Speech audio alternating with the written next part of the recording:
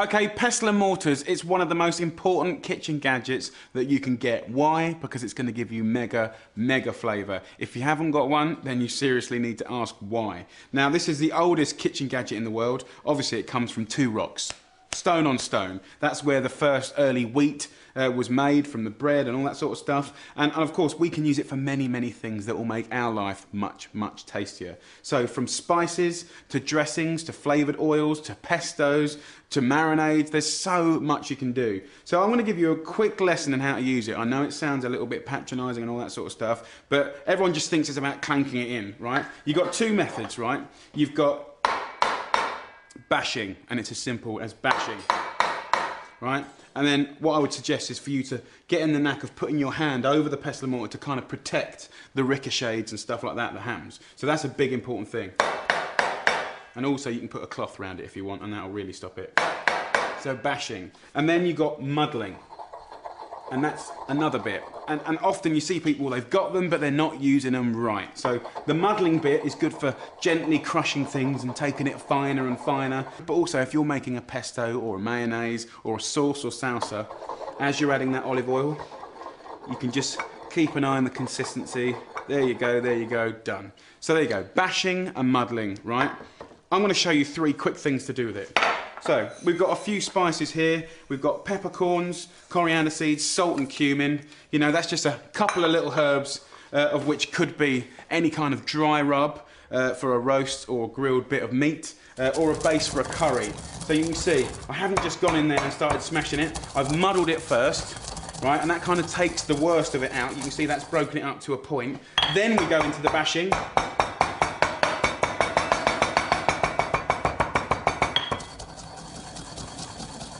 And, you know, the idea of this, I'm just going to pour some of this onto the plate. You know, you can kind of have a coarse grind like that. And then if we go a little bit more.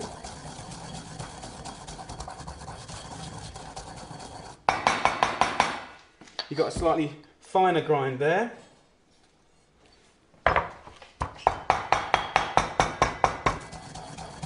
And then a mixture of muddling and banging will really take this to sort of almost like a powder consistency.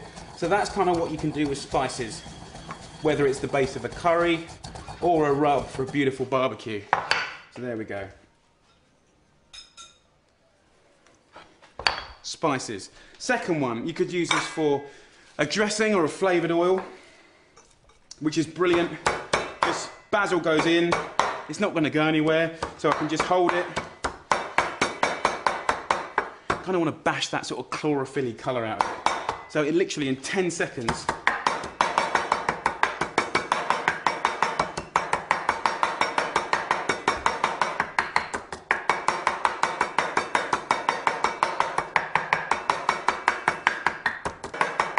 And do you know what? A kitchen should be full of those sounds. Do you know what I mean? That is normal, that is what it's all about. You know, you might think, God, there's like 10 leaves of basil there. But just by bashing up those 10 leaves of basil, you can smell that 20 foot away.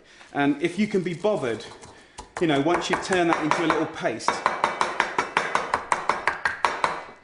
olive oil goes in, right? And you'll have the most incredible flavoured oil, right? Almost like chlorophyll, look at that. And if you put a little balsamic in there, fantastic salad dressing. You know, a little squeeze of lemon, put that over any grilled white meats or fish. Absolutely beautiful. Right, so there you go. A basil flavoured oil. That will turn an everyday, boring bit of grilled meat or roasted fish into something special. And you can tell by looking at it, you're going to get mega flavour. Now the last one is a marinade. Acid, oil, herb and garlic. Take the lemon zest from a lemon. Just 2 or 3 little slices like that will make dramatic difference. Piece of rosemary, hot tap, 5 seconds, off with the rosemary, like that. Put your hand around it.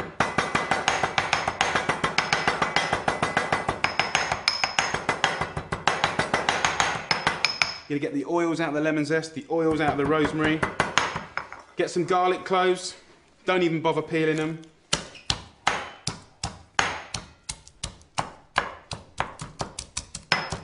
Olive oil.